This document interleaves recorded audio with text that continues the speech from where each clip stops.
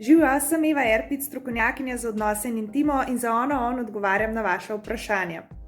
Kadar nam je ena oseba zares všeč in sicer čutimo, da na drugi strani ni takega interesa, si velikokrat ne želimo to priznati in kar upamo in vztrajamo in si mislimo, da se bo že na eno povabilo ta oseba odzvala. Ampak vam dam par signalov, ki pomenijo, da je čas, da zaključite. Prvi signal je to, da oseba ne odpisuje redno, da si vzame ogromno enih premorov in časa vmes med enim in drugim sporočilom, da odpisuje medlo in kratko in brez nekega interesa.